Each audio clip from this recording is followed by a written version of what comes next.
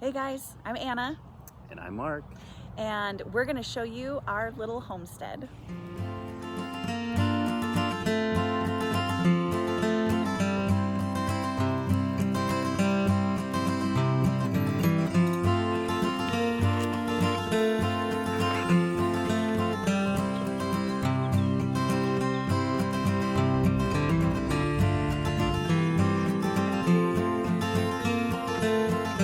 Hey guys. Look here.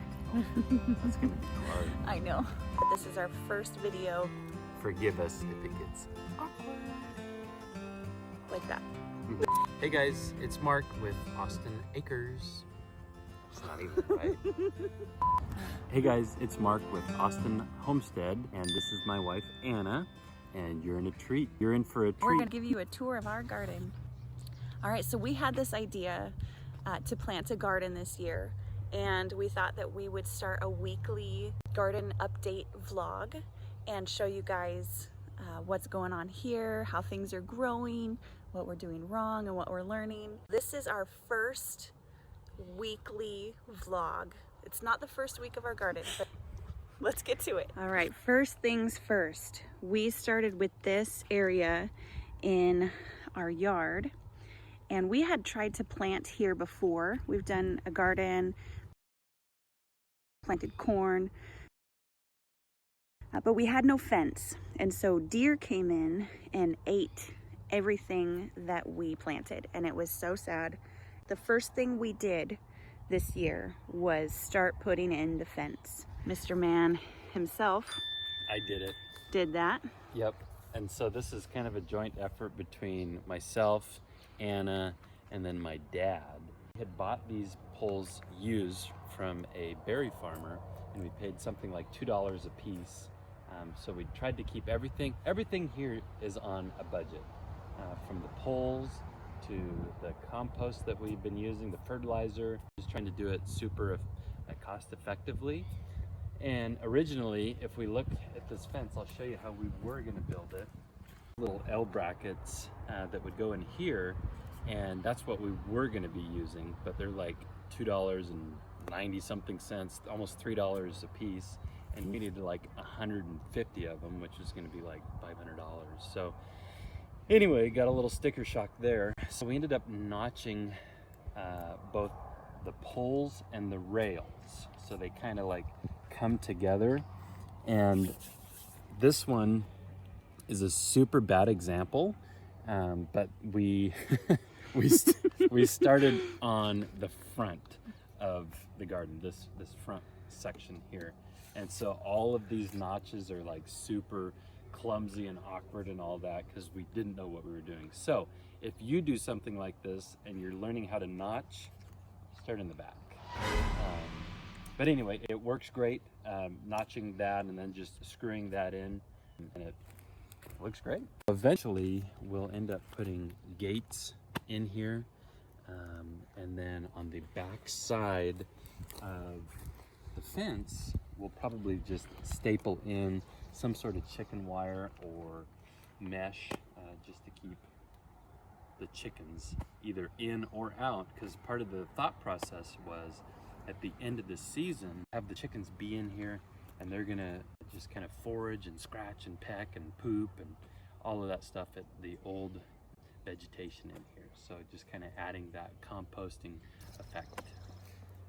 So this is an example of a good notch. This was done after we were past the learning curve on the front part of the fence. We finally figured out the best way to do that, using circular saws and chainsaws and chisels, and just trying to get everything all lined up and make sure the notches on the rails are all on the same plane, that they're all, even. Just wanted to show you that one. So I'm going to show you out here in the front. We have this strawberry patch. There's all the good ones. Oh, this is awkward. Okay, there's the cat. Anyway, got lots of good buds, especially over on this side. Not sure why on this side and not as many over here, but it'll be great. So there's our strawberry patch. This down here and this bed are the herb beds. I have a spot right here that I had planted mint in, and then I learned that mint goes everywhere. So Invasive. it's invasive. I didn't know that. So took out the mint, put it in a pot.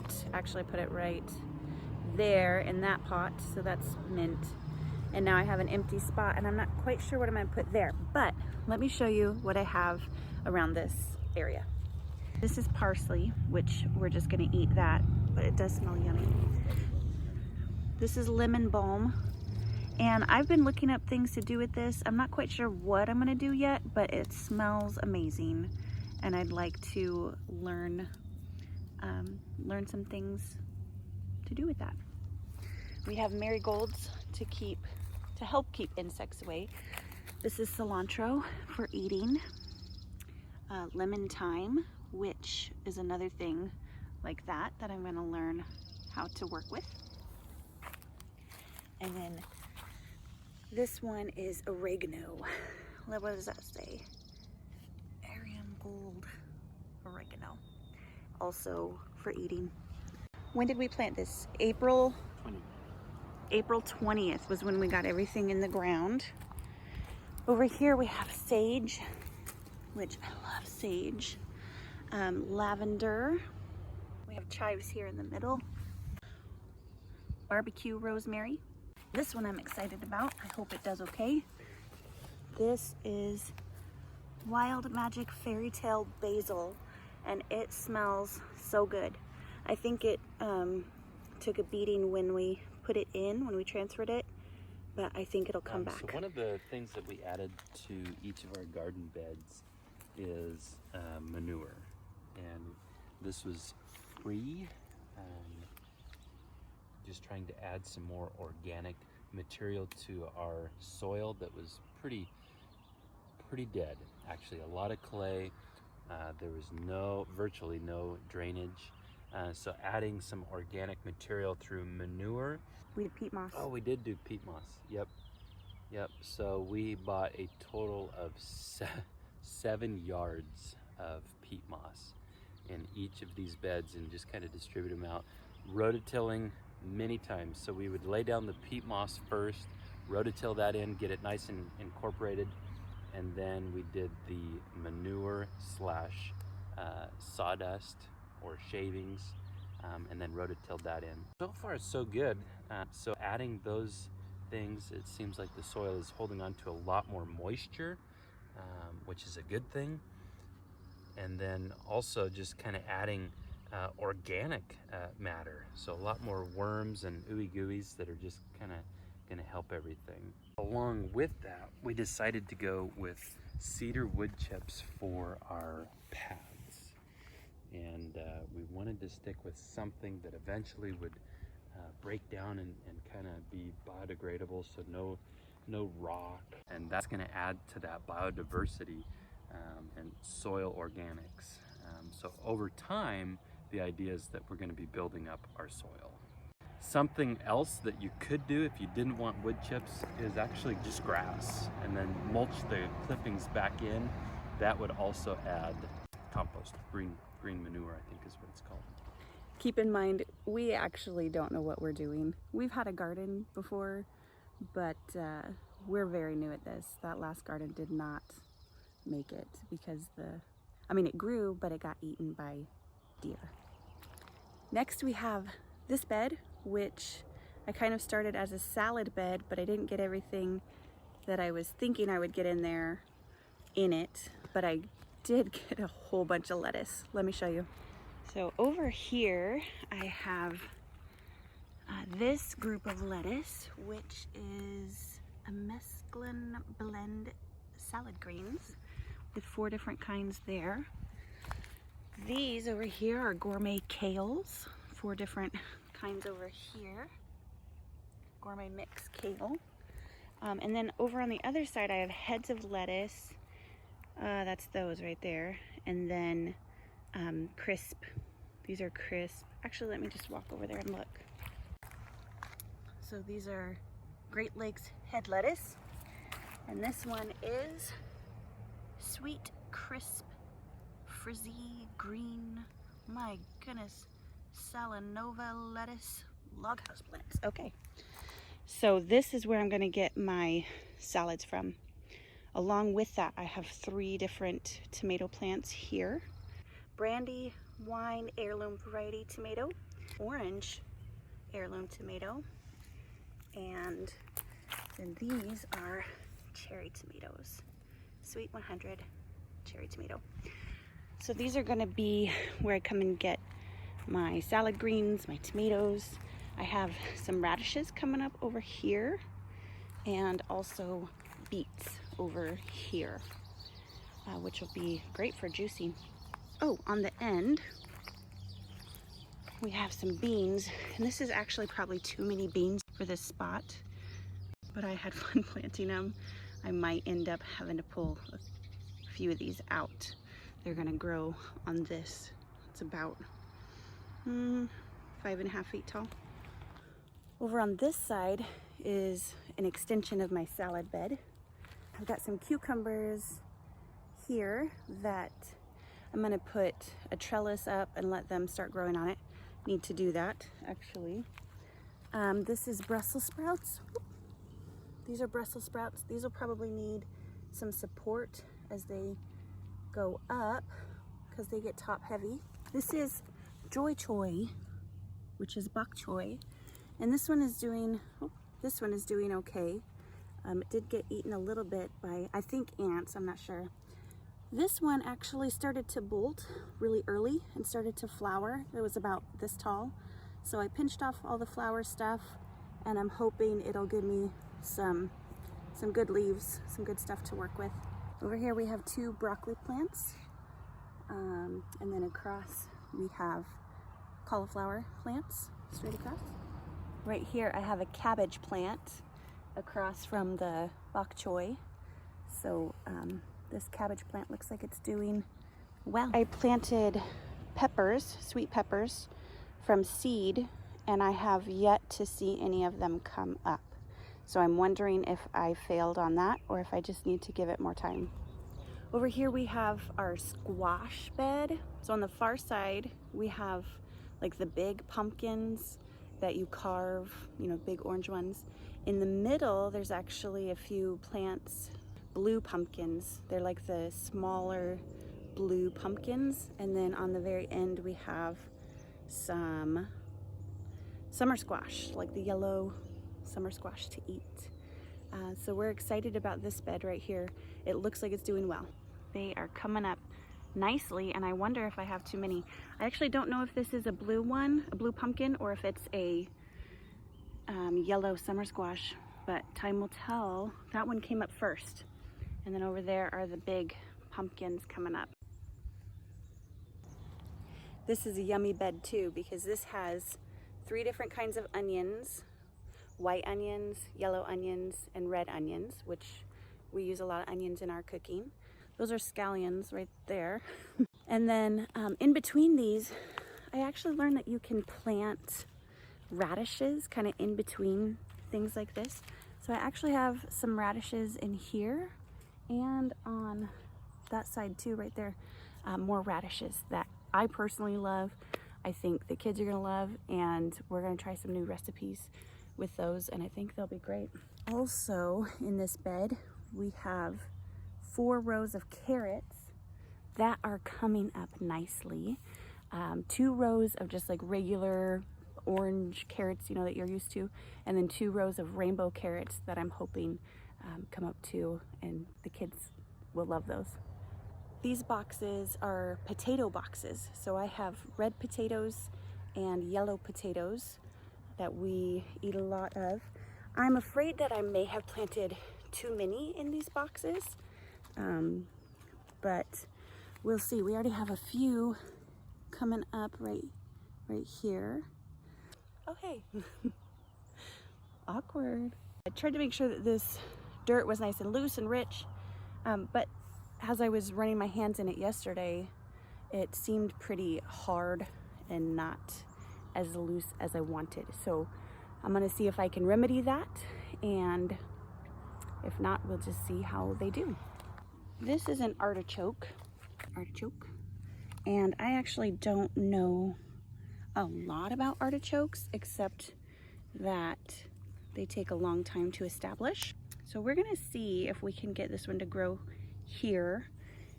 After I put it in, it did this, and I am not quite sure what this means. So I feel like I've watered it a lot. I felt like it had rich soil in here, but we'll see. This is our cat, and we've also taken good care in weeding him and making sure that he also has all the water and nutrients that he needs, because we make feline soup. Oh, fancy kitty. Yes, show it.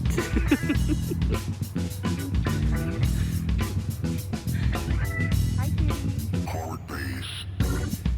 Oh, that's good footage right there. People gonna want to see that. This bed right here in the back of the garden, I was a little worried about because we put watermelon there and I did not see anything come up like when other stuff was coming up, so I was a little bit worried. But let me show you what I just found yesterday. Don't mind the weeds in here, but look at this. I think we got 2 seeds planted in this one. This is a watermelon. That's a watermelon. There's one back there. There's one back there. They finally came up and I'm so excited about it. It looks like we might actually get ourselves a watermelon this year. Or 2 or 3 or 4. This is our corn patch that we have 4 rows of corn, not 3, 4. I'll show you the 4th one. It's not doing very well actually. So we have some corn growing in here, just kind of spare every now and again. There's a corn.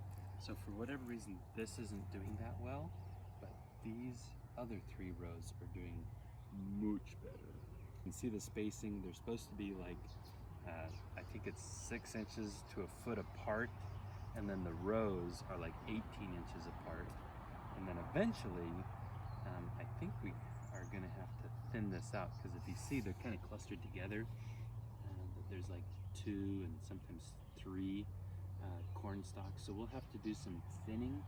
So this should be some really delicious field corn. That's a joke. Field corn is not good for eating. This is sweet corn, so this would be really good for eating. Super excited about this. When you plant your corn, make sure to have multiple rows. They do need to be able to cross-pollinate. So if you just have like 1 or 2 or whatever, it's probably not going to do that well. So pretty excited to see how this turns out. Over there in that pot is garlic, and that's doing well, nice and hearty. This in the corner is a clematis, came from my mom's house. She has a gorgeous clematis on her front porch. Maybe I'll put a picture right here. And she gave me some seeds from it, and I put them in there, and I'm hoping that it grows. This is from my mom also. Has wildflowers in it and a little bird feeder there. This is our burn pile back here, and our chickens are back there. This bench was important to me. Oh yes, and this is a flower bed. This is for flowers. Those are lilies coming up, and I have some dahlias in the middle here, and I am kind of patiently waiting to decide what to put around the edges. But this is where I sit in the mornings, and I have a few flowers in there. This is Irish moss that I'm hoping will creep all along this corner. I have more over there. And then behind here, I planted more wildflowers. These pencils are made from these posts that were, you know, cut to size, and these ends looked like pencils. And actually Mark's dad was the one that said, oh, those, you could make them into pencils. So I did just that because I happen to be a writer and I happen to homeschool 4 kids. So I made myself 4 little pencils. Okay, so last but definitely not least, and in my opinion, the most interesting thing here, fruit trees. That we have a really old cherry tree here. That thing is a like guaranteed producer. It's an awesome tree. I don't know the variety of the cherry tree or any of the other trees here, just because they were here before we bought the property, and I'm not that good. So anyway, we've got cherry trees, and then it might be hard to see, but we have a dwarf apple, actually a couple of different dwarf apples back there. So a total of 4 apple trees, and then 1 cherry tree here. And then on the other side of our garden, we've got more apples and cherries and 2 pear trees. So those are kind of overgrown, and you might have trouble for seeing. For the first time since we've lived here, and we've been here 6 years, I sprayed them. That I have never sprayed them for bugs or insect or funguses or whatever, just because I really don't want that to be on our food. I mean, I'm not necessarily organic in other ways, but I want the cleanest, freshest, most nutritious food as possible.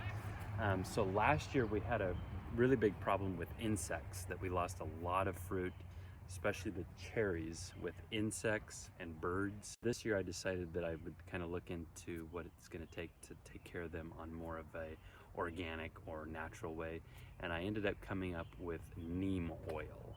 N-E-E-M, neem oil. Just sprayed all the trees. That I had this sprayer that hooks up to the garden hose, just doused them all. So see how that goes. That can be kind of a update in due time. Along with our fruit trees is this bunch of grapes in the back on this side, and they've put off a lot of grapes before. They're kind of intertwined with some blackberries, which is not a bad thing, although I'm afraid that they might eventually get choked out. When you go to pick them. When you go to pick them, it might hurt if you're not careful. I do plan on putting something pretty down on this walkway, and then, oh, here I have a lilac, and then these pretty little things that I actually found in the strawberry bed that I planted all along this path. So we'll see how that turns out. All right, that is our very first weekly garden vlog, and we will do this every week, once a week, and update you on all the plants that we showed you today, whatever else comes up. But this is our start. The plants have been in the ground how long? Since April 20th, and today, like 3 weeks. Today is May 8th. May 8th. So April 20th to May 8th is how long they've been in the ground. And we'll keep this updated weekly. Yeah, and this is all just a learning experience, that we're trying different ways of growing things and trying to do things in the most holistic approach. This is all just a giant learning experience, and maybe this is something that we can do on a larger scale. So anyway, stay tuned.